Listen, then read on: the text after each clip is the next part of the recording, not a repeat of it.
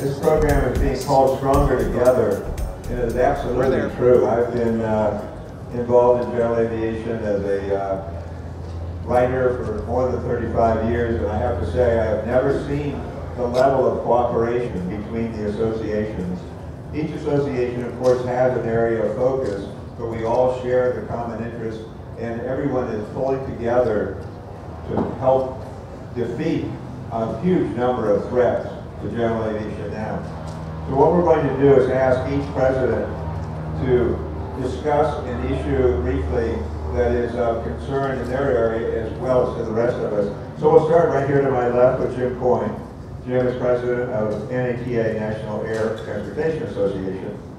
On May 9th in California, what they call a notice of violation was filed against the people who provide fuel for piston airplanes in California, 100 low lead. But what they're going after this time is the lead, the 1.5 grams or so of lead that is in a gallon of 100 low lead.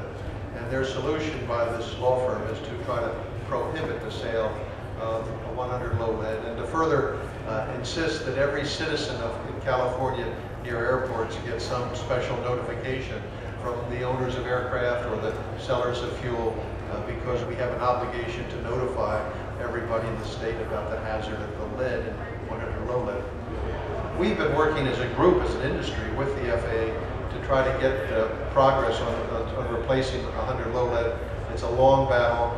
It's going to take many, many more years, and the last thing that we want is for one state to individually try to prohibit 100 low lead. So fortunately, all of us are working together. We've got the support of the FAA and others, and we have filed suit back 2 weeks ago. We're in fact suing the Attorney General of the state of California, saying that you don't have the right as a state to interfere with the federal regulation of aviation, and the federal government preempts your authority there. So I want all of you to be aware of this. This is a very important issue. If any of you have any leverage with the leaders in California, or the state legislature, or the governor, please let them know that this is a life or death issue for our industry, and we need your help. Welcome to the Aero-News Network, the aviation world's most comprehensive news and information resource. Real-time 24/7 online audio and video programming, where aviation has been getting updated for over a decade. Distributing over 11,000 stories, features, audio, and video programs every year. Only ANN covers aviation and aerospace with this much depth, insight, and expertise. Check us out on the web at aero-news.net. One I want to take a few minutes to discuss relates to what I'm calling a bar fight. Now, I don't mean bar as in a neon sign in some window that serves drinks. I'm talking about the Block Aircraft Registration Request Program. Beginning in the 1990s, we began to put together a program that allowed people to opt out of having their individual flights displayed across the internet. This program was ultimately enabled by Congress in 2000, and for over a decade, it has been working very well. Unfortunately, a situation has developed recently where your ability to opt out has come into question. In March, the Secretary of Transportation, the FAA, put out a notice that they wanted to curtail the bar program. They wanted to limit a person's ability to opt out of having their movements tracked. Effectively, they said, if you have a specific security reason to block your aircraft, that's fine. Be ready to prove it and let us know about it.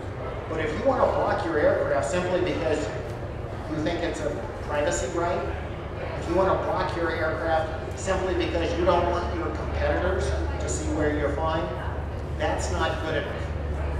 The DOT has said that on August 2nd, they will begin making the changes to the bar program. They will not recognize your right to privacy. We're going to fight this in court. Many of you know AOPA, NBAA, amicus brief from EAA, support from all of our associations are committed to fighting this in the court, and we think we will win.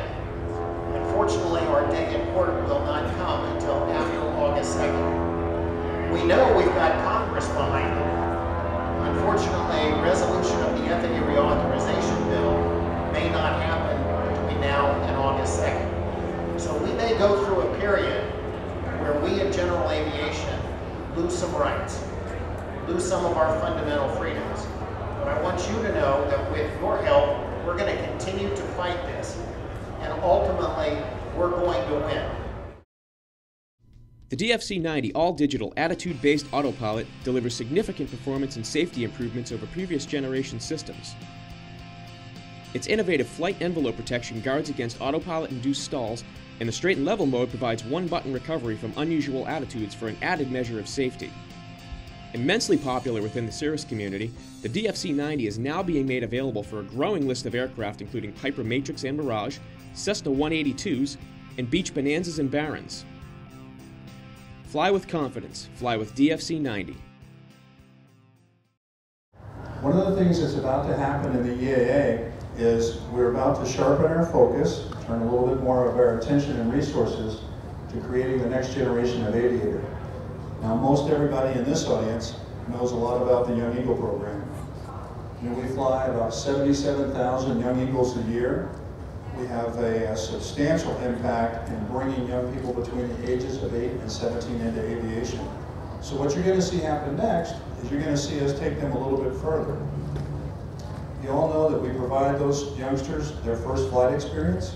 We also, thanks to the generosity of House Shevers and Sporty's Pilot Shop, provide them with their online written free of charge called the Next Step program.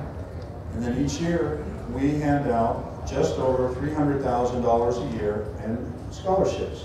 But we realize that we need to make sure that we help those young, interested, soon-to-be aviators move right past that next step on into certification. We're going to put processes in place to bring them through to certification, which is going to include financing support. It's going to include a process for mentoring, and that's just the piece that we're going to touch. And what I want everybody to remember about this dialogue about creating the next generation of aviator, EAA is not going to do it alone. We're going to do it together. And I think not only would it be smarter to do it that way, I think it'll be a lot more impactful to do it that way. Welcome, and we're glad you're here. Back to you, Matt. Thanks, Rod. And the gentleman to Rod's left is Craig Fuller, President and CEO of Aero-TV, the biggest pilots and aircraft owners association by numbers, and an important force in Washington for all of us. And tell us, how bad is it in Washington this week, Craig?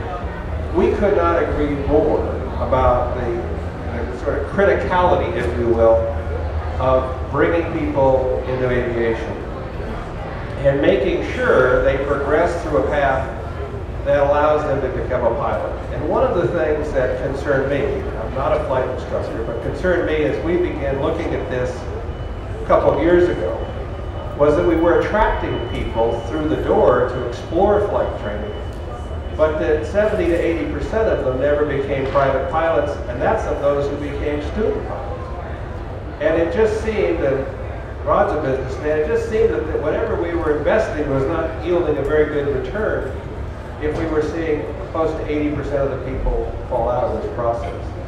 Now that's an average, and there's some extraordinarily fine flight training programs around this country that do far, far better than that average. But what really became clear to us after a considerable amount of research is that we can learn a lot about what works by looking at these good examples.